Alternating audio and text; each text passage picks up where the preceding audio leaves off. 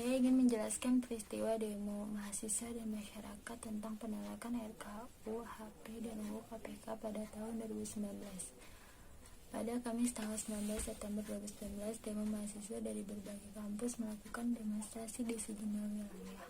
Mereka menolak RKUHP dan revisi UU KPK.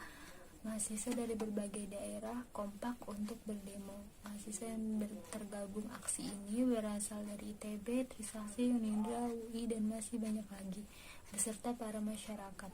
Aksi demo mahasiswa ini berlangsung di Jakarta, tepatnya di gedung DPR atau MPR. Mahasiswa berkumpul di Jalan Gatot Subroto, Jakarta. Mahasiswa yang berkumpul membawa sejumlah spanduk dan poster berisi penolakan terhadap RKUHP dan revisi UU KPK. Lebih dari 6 jam, mahasiswa masih bertahan di depan gedung DPR RI, membuat akses Jalan Gatot Subroto ditutup untuk mengakomodasi massa. Pasal-pasal kontroversial RUU KUHP yang membuat panas masyarakat itu diselesaikan oleh pemerintah dan DPR pada 15 September. Pembahasan itu dikebut pada 14-15 September 2019 di Hotel Fairmont, Jakarta. Aliansi Nasional Reformasi KUHP menilai pembahasan itu diam-diam dan menghasilkan draft yang membuat sejumlah masalah. Ada sejumlah poin-poin pasal kontroversial di RUU KUHP yang dinilai bermasalah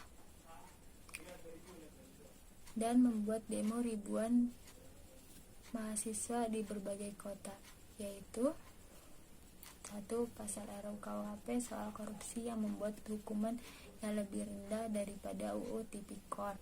2. Pasal RUU KUHP tentang penghinaan presiden dan wakil presiden yang mengancam pelaku dengan penjara maksimal 3,5 tahun.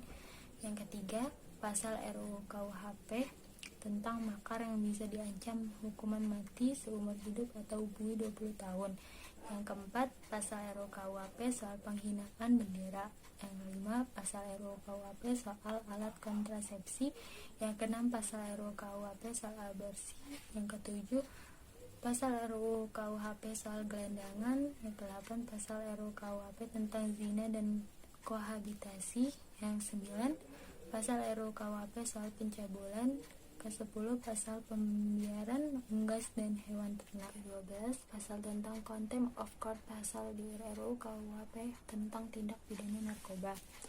Ke-13 pasal tindak pidana terhadap agama. 14 pasal terkait pelanggaran HAM berat. Dan ada juga tuntutan mahasiswa kepada pemerintah dan DPR.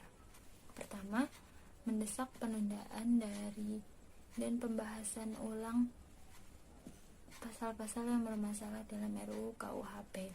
Kedua, mendesak pemerintah dan DPR untuk merevisi Undang-Undang KPK yang baru saja disahkan dan menolak segala bentuk pelemahan terhadap upaya pemberantasan korupsi di Indonesia.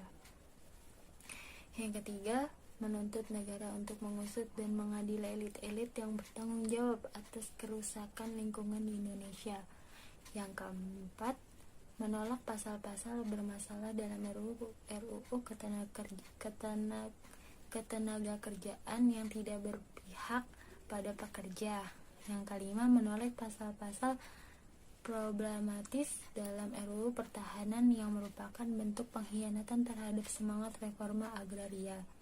Yang keenam, mendesak pengesahan RUU.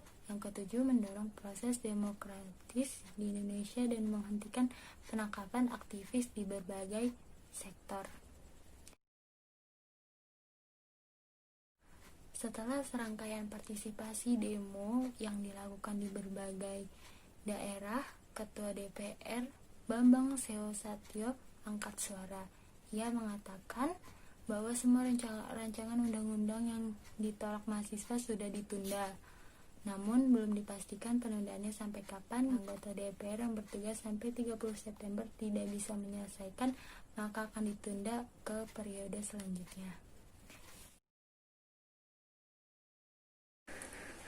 Menurut saya, sebaiknya pemerintah atau DPR lebih adil dan bijaksana dalam merancang peraturan undang-undang agar tidak ada lagi terjadinya demonstrasi yang membuat para masyarakat dan mahasiswa marah atas keputusan yang dibuat. Saya Dianovi Hanifatunisa, terima kasih.